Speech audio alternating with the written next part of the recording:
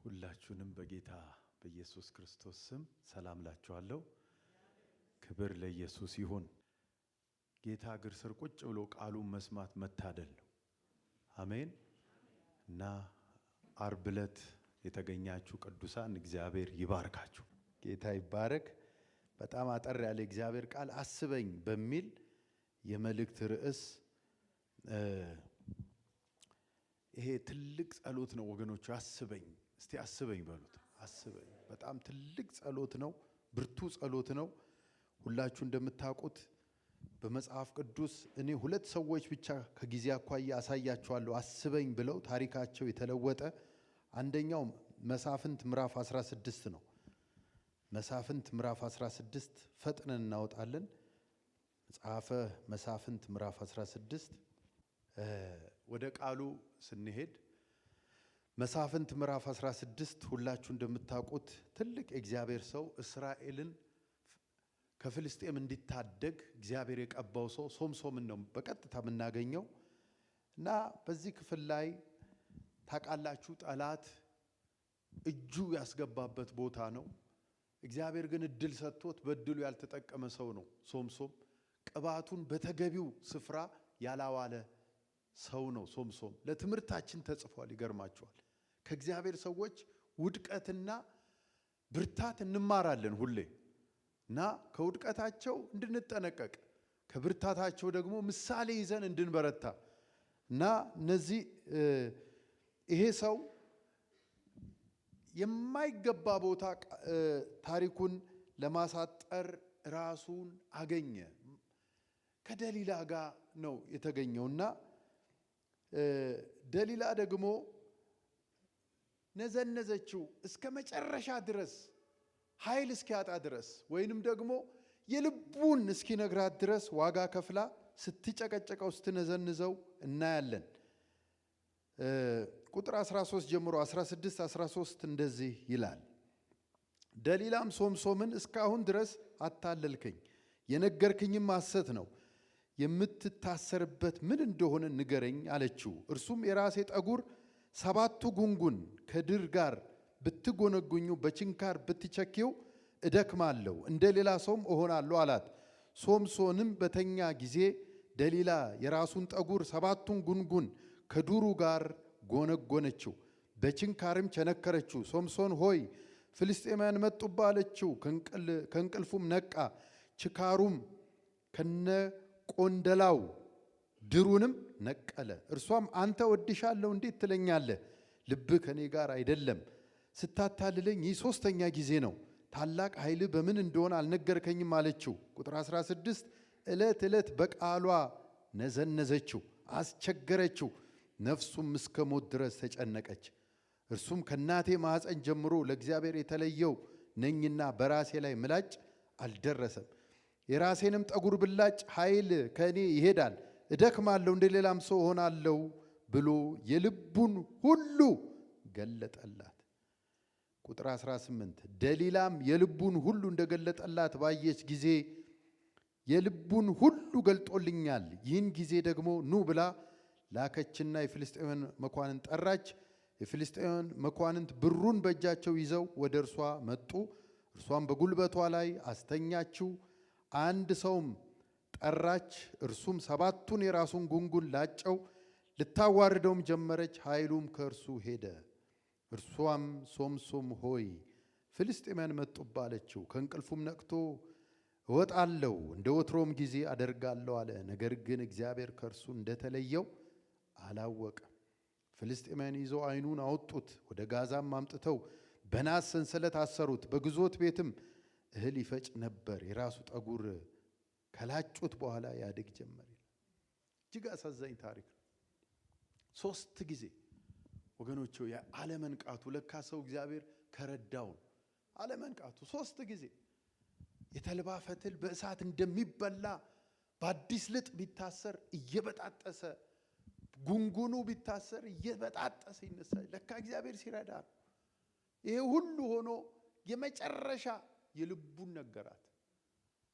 በመልአኩ የተነገረው የሚያሰክር ነገር አትጠጣ ተብሎ ለማኑኤል የተነገረው እሱ ከልጅነቱ ከእናቱ ማህፀን ጀምሮ ናዝራዊ ነው። ስለት በላዩ ላይ አያርፍም ተብሎ የተነገረው እሱን ገለጠላት። የልቡን ሚስጥሩን አንድ ነገር ቆም ብለን ወገኖች ሆይ ሰይጣን የልባችንን አያውቅም። ለዚህ ነው ዳዊት ሲጸልይ የልቤ አምላክ። የልባችን የሚያውቀው ማን ነው? እግዚአብሔር ብቻ። ውስን እውቀት ነው ያለው ሰይጣን። አሁን ግን የልቡን ሲነግራት አወቀች። እሷ ራሱ ገንዘቡን ሁሉ ይዛችሁ ነው አለች። እርግጠኛ ሆነች። በቃ ይሄ መጨረሻ ነው። የልቡን ነገረኝ። ማይነገር ሚስጥር እግዚአብሔር በላዩ ላይ ያሳረፈው ያ ቅባት፣ ያ ጸጋ፣ ያ በአህያ መንጋጋ 1000 ክምር በክምር ያደረገ ሰው፣ ያ የእግዚአብሔር መንፈስ በላዩ ላይ አድሮ የሰራው በጥም ሊሞት ሲል አዘቅቱን የሰነጠቀለት የዛንም ቦታ ስም አይን ሐቆሬ ብሎ ጠራው ይላል። ሲጠማው አዘቅት እየሰነጠቀ ፍልስጤማውያን እልል እያሉ ሲመጡበት የአህያ መንጋጋ ይዞ 1000 ሰው ክምር በክምር ያደረገ የአንበሳ ደቦል እያገሳ ወደሱ ሲደርስ ጠቦት እንደሚቆራረጥ በእጁ ምንም ሳይኖር የቆራረጠ ታላቅ ጀግና እጅ ሰጠ።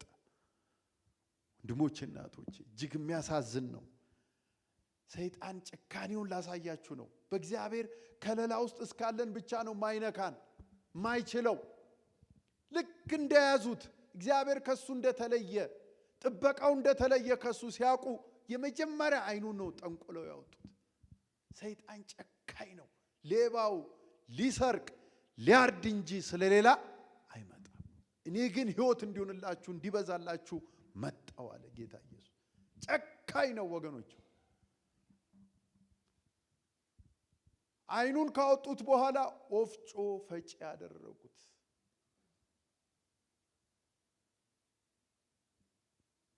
በጣም የሚገርም ነው። የመጨረሻ የሚዘገንነኝ ቃል ላንብብላችሁ። የፍልስጤማውያን መኳንንቶች አምላካችን ጠላታችንን ሶምሶምን በእጃችን አሳልፈው ሰጠን እያሉ ለአምላካቸው ለዳጎን ታላቅ መስዋዕት ይሰዉ ዘንድ ደስ ይላቸው ዘንድ ተሰበሰቡ። ይሄ የመጨረሻ ታሪክ። ተሰብስበው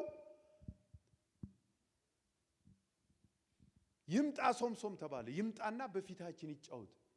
እኔ እኮ ሰው እንዴት አይነት ሰው አይኑ በጠፋ ሰው አሳዛኝ ህይወት ውስጥ ነው ያለው። እንዴት በሱ ምን አይነት ጫወታ ነው ያለው? የሰይጣንን ጭካኔ ነው የሚያሳየን ወገኖች። ልባቸው ደስ ባለ ጊዜ በፊታችን እንዲጫወት ሶምሶም ጥሩት።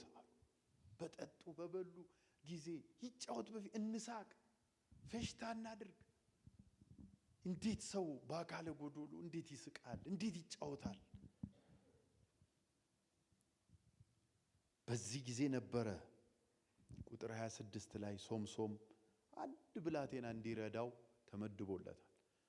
ብላቴናውን አንድ ነገር አለው ብሎት ማያውቀው። እባክህ ወደ ቤቱ ምሰሶ አስጠጋኛለሁ። አስጠጋኝ፣ እጠራዋለሁ። የልጅነቴን አምላክ እጠራዋለሁ። ምሕረቱ ብዙ ነው። እጠራዋለሁ። ስሙማ መዘበቻ አይሆንም። እጠራዋለሁ። የመጨረሻ ኃይሌን ተጠቅሜ እጠራዋለሁ። እንዲህ ብዬ እጠራዋለሁ። አንድ ጊዜ አስበኝ እለዋለሁ። እንደሚያስበኝ አውቃለሁ። አንድ ጊዜ እጠራዋለሁ። እድል ይሰጠኛል። እግዚአብሔር እድል ይሰጣል። አሜን። እስቲ ጉባኤው አሜን ይበል። ቁጥር 26 ሶምሶም እጁን የያዘውን ብላቴና ቤቱን የደገፉትን ምሰሶ ጠጋባቸው ዘንድ እባክህ አስይዘኝ አለው።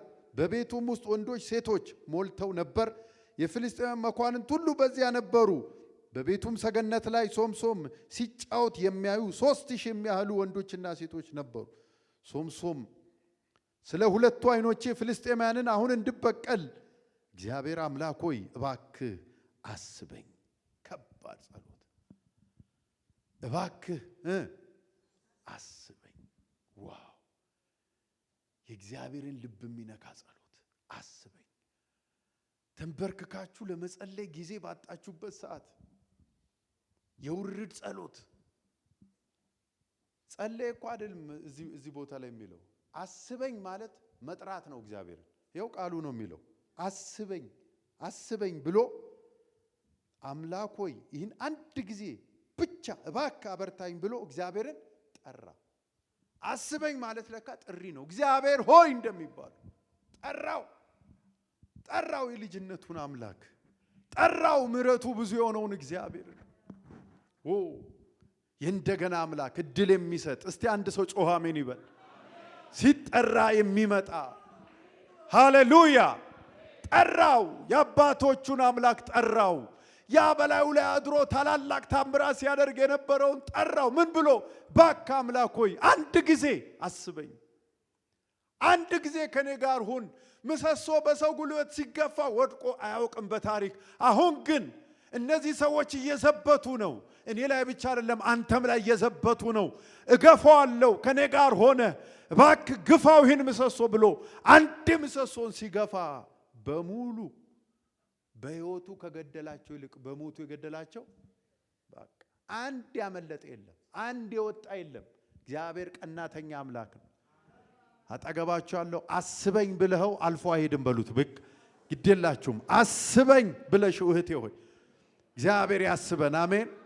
አስበኝ ታላቅ ጸሎት፣ ብርቱ ጸሎት ጥሪ ነው። እግዚአብሔርን መጥራት እግዚአብሔር ሆይ እንደምንለው አንድ ጊዜ ምን በለኝ አስበኝ። ቢያንስ ማለት ነው። ከዚህ በኋላ ያለው ታሪኩ በነገራችን ላይ ቀብር የተቀበረው እሱ ብቻ ነው በስነ ስርዓቱ። ይኸው ቃሉ ነው የሚለው። አንድ ሰው ሲናገር ከፍልስጤማውያን ጋር ልሙት ባይል ኖሮ ሶምሶን በተአምር ሁሉ ሊወጣ ይችል ነበር አለ። እውነት ነው። ጸሎቱ ግን አስበኝ ካለ በኋላ ከነሱ ጋር ልሙታል። ግን አይዘብቱ፣ በቃ አይዘበት፣ በስምህ ዳጎን ይሄን ያደረገው እየተባለ አይዘበት ብሎ ገፋው። እግዚአብሔር ተለመነው። አስበኝ ብላችሁ የመጣችሁ እግዚአብሔር ያስባችሁ። እግዚአብሔር ያስብሻል። እስቲ ሁለት እጆቻችሁን ዘርጉና አምላክ ሆይ አስበኝ በሉት። ምድሬን አስብ፣ ቤቴን አስብ። ስለ ልጆችሽ ምትጸልይ አስብ ልጆቼን ካልሽ እግዚአብሔር ያስባል። እግዚአብሔር ይጎበኛል። አስበኝ ተብሎ እሱ አልፎ አይሄድም፣ አይጨክንም። አንድ ሰው የገባው ጮሆ አሜን ይበል። ሃሌሉያ። አስበኝ። የሚገርማችሁ ከዛ ከሞቱት መካከል በስነ ስርዓቱ የተቀበረው ሶምሶን ብቻ ነው። ቁጥር 31 ላይ ወንድሞቹ የአባቱ ቤተሰቦች ሁሉ ወረዱ፣ ይዘውም አመጡት በጾራ በኤሽታይል። ይሄ ኤሽታይልና ጾራ እኮ ማለት የእግዚአብሔር መንፈስ መጀመሪያ ያነቃቃው ቦታ፣ ታሪካዊ ቦታ፣ መንፈስ ቅዱስ የወረደበት ቦታ። እግዚአብሔር እድል ሰጠ። የተቀበረው የተቀባው ቦታ ነው። እስቲ አሜን። መካከል ባለው በአባቱ በማኑኤል መቃብር ቀበሩት። እሱም በእስራኤል ላይ 20 ዓመት ፈረደ። በስነ ስርዓቱ ቢያንስ አስበኝ ተብሎ ሰው አሟሟቱ ያምራል። እስቲ አሜን። ያዕቆብ ለልጆቹ እስቲ የኋለኛውን ዘመን የሚያገኛችሁን ልንገራችኋልና ባረከ እነ ሮቤልን ሁሉን ባረከና ቆይ አለ። አንዴ አቆመና ወደ ላይ አምላኩ ያለ መድኃኒትህን እጠብቃለሁ አለ። ይሄ እኮ ለማንም አይደለም፣ በመሃል የጸለየው ጸሎት ነው። እኔ ይህን ጸሎት ለምን ጸለየ ብዬ ሰሞኑ ዝም ብዬ እንትን ስል ለካ መጨረሻን ያሳምር ነው።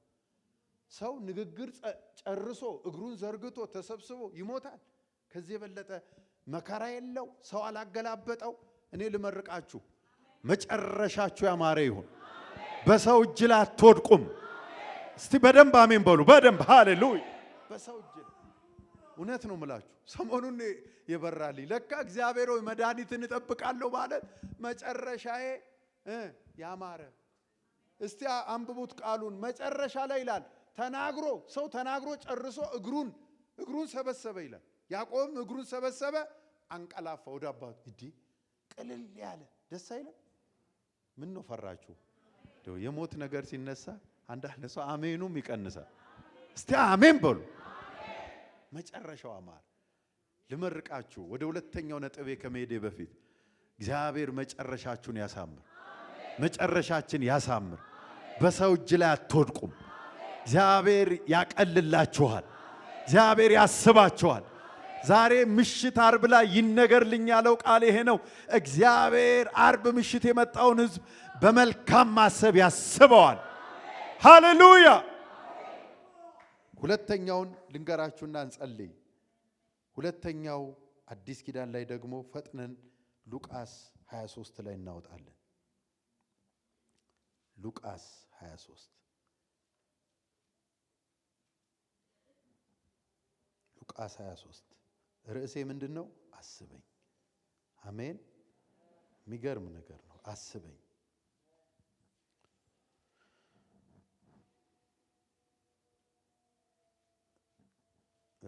ሉቃስ 23 42 ላይ ጀምሮ አነባዋለሁ። እንደዚህ ይላል። እንዲያዝልን ሐሳቡ ከ39 ጀምሮ ላንበው። ከተሰቀሉት ከክፉ አድራጊዎችም አንዱ አንተስ ክርስቶስ አይደለህምን? ራስንም እኛንም አድን ብሎ ሰደበው።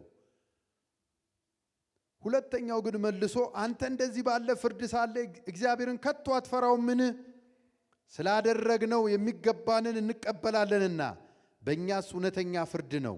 ይህ ግን ምንም ክፉ አላደረገም ብሎ ገሰጸው። አንዱ ሰደበው፣ አንዱ ደግሞ የተሳደበውን ገሰጸው። ቁጥር 42 ኢየሱስንም ጌታ ሆይ በመንግስትህ በመጣ ጊዜ ምን በለኝ? አስበኝ። ትልቅ ጸሎት፣ ብርቱ ጸሎት፣ የሕይወትን አቅጣጫ የሚቀይር ጸሎት።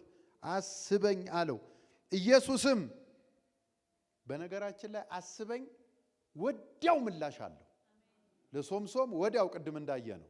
አሁንም ወዲያው ኢየሱስም እውነት እውነት እልሃለሁ ዛሬ ከኔ ጋር በገነት ትሆናለህ አለው። እስቲ አሜን በሉ። አስቦኝ ብሎ ዘላለሙን አሳመረ። አንዱ ምናልባት ወጣቶች ናቸው ይሄ የሚገባቸው። በእግር ኳስ ሕግ 90 ደቂቃ ይባላል። ከዛ በኋላ ምንድነው ያለው? ተጨማሪ። በቃ ተጨማሪ ደቂቃው ላይ ነው ዘመኑን ያሳመረው። ተጨማሪ ደቂቃ ወይ 5 ደቂቃ ይሆናል፣ ወይ 4 ደቂቃ ይሆናል፣ ወይ 2 ደቂቃ ይሆናል። ተጨማሪ ደቂቃ ላይ ዘላለሙን አሳመረ። ይህ ሰው ብልህ ሰው ነው። ተሸነፈ። ክርስትና መሸነፍ ነው፣ መረታት ነው። አስበኝ ነው፣ ማረኝ ነው። በተገኘው አጋጣሚ በምንም አይነት ሁኔታ ክርክር አያዋጣም፣ መሞገት አያዋጣም፣ ምርምር አያዋጣም። የሚገርማችሁ ሁለቱም ሰው ናቸው። ሁለቱም መንግስት ፈርዶባቸዋል። ትክክለኛ ፍርዱን እነሱም ተቀብለውታል። አንደኛው ሲናገር እኛ ላይ የተፈረደው ፍርድ እውነት ነው፣ ይገባናል አለ። ነፍስ ገለው ይሁን አላውቅም፣ ዝርዝሩ አልተጻፈልንም። ነገር ግን በስቅላት እንዲፈረድባቸው ተወስኗል። ደግሞ ዕለቱ የዋለው ጌታችን መድኃኒታችን ኢየሱስ ክርስቶስ የሚሰቀልበት እድል ነው። ይሄም እና በግራና በቀኝ ናቸው ያሉት። አንደኛው አመፃውን ቀጠለ። በነገራችን ላይ ሰደበው የሚለው እኛ በለመድነው ስድብ፣ ይሄ ስድብ ምንለው እሱን አይደለም የሰደበው። ለካ ምንድነው ብዬ እኔ እዚህ ቦታ ላይ ሰደበው የሚለውን ሳስብ የኢየሱስን ጌትነት አለመቀበል ከዚህ የበለጠ ስድብ የለም። እውነት ነው። የመጨረሻ ስጦታ ነው ጌትነቱን መካድ። ከዚህ የበለጠ ስድብ እዚህ ምድር ላይ የኃጢአት ሁሉ ዋና ኃጢአት ኢየሱስን አለመቀበል። ሰደበው። አድነን እስቲ አንተንም እኛንም፣ ስለ ሰው ልጆች ሁሉ ተሰቅሎ አድነን እያፌዘበት ነው፣ እየቀለደበት ነው። በጣም የሚገርም። ሁለተኛው ግን ብልህ ሆነ፣ ተጠቀመ። ደቂቃዎችን፣ እነዛ ሽርፍራፊ ደቂቃዎችን ተጠቀመ። የመጨረሻ ኢየሱስ ክርስቶስ ነፍሱን ሊሰጥ ነው ስለ ሰው ልጆች ሁሉ ኃጢአት። በዛን ሰዓት ላይ ይህ ሰው እንደዚህ አለ። ሁለተኛው ግን መልሶ አንተ እንደዚህ ባለ ፍርድ ሳለ እግዚአብሔርን ከቶ አትፈራም? ምድር እንዳለ አሁንም ነፍስ ልትወጣ ነው። አትፈራውም? አትጠቀምም? ደቂቃውን እሺ አትልም? እጅ አትሰጥም? ምን አለ ማረኝ ብትል ይምርሃል እኮ። ምረቱ ብዙ ነው። ያስበሃል። ዋው! እረ ያስባል። እረ ባካችሁ አሜን። ንስሐ ማለት እኛ ብዙ ነገር ረጅም ነው የምንጠብቀው አይደል? ንስሐ ማለት አስበኝ ነው። ለካ ሰው አስበኝ ማለት አቅቶት ሲኦል እየወረደ ነው። ማረኝ ማለት አቅቶት። የሚገርም ነገር ነው። እግዚአብሔርን ከቶ አትፈራውም? ስላደረግነው የሚገባንን እንቀበላለን፣ በእኛስ እውነተኛ ፍርድ ነው። ይህ ግን ምንም ክፉ ነገር ምን አላለም? መሰከረለት። የሚገርም መገለጥ። በነገራችን ላይ ክርስትና መገለጥ ነው። ኧረ አሜን። ያሾፉብናል አንዳንድ ሰዎች። ጌታን ተቀበል። በምንድነው? በጋቢ ነው የሚቀበለው? በነጠላ አሹፍ። ይሄ አይደለም ማሾፍ አይደለም። በህይወት አይሾፍም፣ በህይወት አይቀለድም። ምድር ላይ በብዙ ነገር ሊቀለድ ይችላል። ይሄ ሰው ግን ምንም አላደረገም ማለት ንጹህ ሰው ነው። የሰውን ሁሉ ኃጢአት ተሸክሞ ነው የተንጠለጠለው። ዋው! እና ምንም አላደረገም። የሚገርመው ይሄ ሰው ንጹህ አምላክ አጠገቡ እንደተንጠለጠለ መሰከረ። ከዛስ ኢየሱስንም እቺን በደንብ ስሙ፣ ጌታ ሆይ። እስቲ ጌታ ሆይ በሉ። ተመልከቱ፣ እኩል ይመስላሉ ሲሰቀሉ። ሶስቱም እኩል አቻ ይመስላሉ። ግን ጌታዬ አለው። ጌታዬ መስቀል ላይ ሆኖ ጌታዬ። ከዚህ የበለጠ ድነት ምን አለ? ከዚህ የበለጠ መገለጥ ምን አለ? ጌታዬ ጌታዬ ነህ። እኩል ነው የተሰቀልነው። ከጥቂት ደቂቃ በኋላ ነፍሳችን ልትወጣ ነው። ግን አንድ ነገር በርቶልኛል፣ ጌታዬ። ማርያም ወደ መቃብሩ ሄዳ ጌታዬ ረቡኒ አለችው። ጌታዬ በሕይወት እያለም ጌታዋ ነው፣ ሞቶም ጌታዋ ነው። ይሄ ሰው መስቀል ላይ ተንጠልጥሎም ኢየሱስ የሱ ጌታ ነው። ዋው! አረ ጌታ፣ አረ ክብር ስጠው ስለ መዳን። ጌታዬ፣ ጌታችን ሆይ ያዳንከን፣ የዘላለምን ሕይወት የሰጠህን፣ ያሰብከን ጌታ ሆይ አለ። አንደኛ ጌትነቱን አመነ በመንግስት። ሁለተኛ መንግስት እንዳለው መሰከረ። የሚገርም ነው። ሶስት ነገር። አንደኛ ምንም አላደረገም። ሁለተኛ ጌታ ነው። ሶስተኛ መንግስት አለው። ቀላል እንዳይመስል። በብረት በትር የሚገዛበት መንግስት አለው። 1000 ዓመት ይገዛል። ከዛም በኋላ ለዘላለም ይገዛል። ዝም ብሎ ተንጠልጥሎ ስታየው ተራ ሰው መሰለ ወይ? እኔ አንድ ነገር በርቶልኛል። እሱ የዘላለም መንግስት አለው። በመንግስት በመጣ ጊዜ ምን በለኝ? አስበኝ። በቃ አስበኝ። የሚገርም ነው። የሚገርም ነው። እዛች መስቀል ላይ ተንጠልጥሎ ዘላለሙን አሳመረ። የውሃ ጥምቀት አልወሰደም። አንድ ቀን ቁጭ ብሎ ቃል አልተካፈለም። የኳየር ልብስ አልለበሰም። የጌታ ራት አልወሰደም። ምንም መንፈሳዊ ነገር እዚህ ምድር ላይ አላደረገ። የየትኛው የሃይማኖት አባልም እንደሆነ አይታወቅም። ወንበዴ ብቻ ይዟል። ስሙን ይዞ ገባ። እስቲ አሜን በሉ ባካ። ዋው! አረ ያድናል የኛ ጌታ። ገና ብዙዎችን ይማርካል። ብዙዎች ወደ ኢየሱስ ይመጣሉ። ስለ ዘር ማንዘራችሁ የምትጨነቋላችሁ ዛሬ እላችኋለሁ ጌትነቱን እያወጁ ይመጣሉ። አስበኝ እያሉ ይመጣሉ። በእውነት ኢየሱስ ምድርን ሁሉ የሚገዛ የፍቅር አምላክ ወደ ጓዳሽ ይገባል፣ ይችላል። በጣም አስገረመው ጌታ ኢየሱስ። የዚህ ሰው አስገረመው። መልእክት የመጣውም ለሱ ብቻ ነው። ያኛው ምንም የመጣለትም መልእክት የለም። ትሞታለም ትድናለም አልተባለም። በቃ ከነ ክፋቱ ሄደ። በቃ ይሄስ ዞር አለና ኢየሱስ አየውና እውነት እውነት እልሃለሁ ዛሬ በገነት ፍጥረትን ሁሉ ቀድመህ እንደውም ከኔ ጋር ትገባለህ። ባካቸው አሜን በሉ። እውነት እውነት እልሃለሁ ዛሬ በገነት ከኔ ጋር ትገባለህ። እንዴ አረ ህብረት አላደረኩም፣ የቤት ባይብል ስተዲ አልተካፈልኩም። እሱ ሌላ ጉዳይ ነው። ልብ ተገኘ። አስበኝ አልክኮ። ስለ ሰው ልጆች ኃጢአት እንደተሰቀልኩ መሰከርክ እኮ። እየሰማው ነበር። ምጥ ውስጥ ሆኜ እየሰማው ነበር። ሰው ለመዳን መቸኮል አለበት ወገኖች፣ ለመዳን መቸኮል አለበት። አዲስ አበባ ስቴዲዮም በቅርብ ጊዜ ያገለግል ነበርና ነፍሳት ሲጠራ ሰው እየሮጠ ሲመጣ እጅግ ይገርመኝ ነበር። እየሮጠን ክትክት እያለ መሮጥ ካልቀረ ለመዳን ነው እንጂ። የዛሬ 15 ቀን ደግሞ ኢየሱስ ክርስቶስ ጌታ ነው። የዛሬ 15 ቀን ደግሞ ሻሸመኔ ስቴዲዮም ላይ ያገለግል ነበር። ወንድሞቼና እህቶቼ ሰው ሲድን እንባዬ ሲፈስ እኔ እንደዛ ይቻላል። ሰው ለካ ተጨንቋል። ሰው ለካ እንዲህ ስታዩት ትፈሩታላችሁ እንጂ እኮ በቃ መንገድ የሚያሳየው ነው የጠፋው። እና ፓስተሩ ምሽት ላይ ጥራ አለኝ አዳዲሶች። ምክንያቱም ሰው ስለሚፈሩ በቃ ያችን ምሽት ተገናርገው ወደ ኢየሱስ ባካችሁ አሜን በሉ።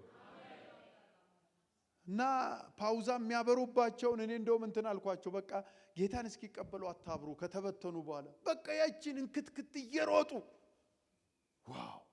ክብር ለኢየሱስ ይሁን። ወንድሞቼና እህቶቼ እግዚአብሔር ያስበናል። እግዚአብሔር ያስብሻል። እግዚአብሔር ምድራችንን ያስባል። ምታምኑ አላችሁ? ስለ ምድራችን ያስባል። የእናቶች ጩኸት አለ፣ ያስባል። ኢትዮጵያን ያስባል። ቤትሽን ያስባል። ኑሮህን ያስባል። እግዚአብሔር የላከል መልእክት ይሄ ነው። አስባለሁ ይላል። የሚታሰቡ በርካታ ሰዎች አሉ። አሜን ሃሌሉያ። መጨረሻችሁም ያስፈራችሁ ሰዎች አትፍሩ። ያስጀመረን ያስጨርሰናል። የኛ ነገር እድል ፈንታችን ያለው በጌታ እጅ ላይ ነው። ሃሌሉያ። አስበኝ። ኧረ አሜን በሉ። እግዚአብሔር ሊያስብ ነው። አሜን። ጸልያችሁ ተስፋ ቆርጣችሁ የዘጋችሁትን ፋይል እንኳን እግዚአብሔር ይከፍተዋል። ያስበናል። ይበቃናል። እንጸልይ። ሃሌሉያ።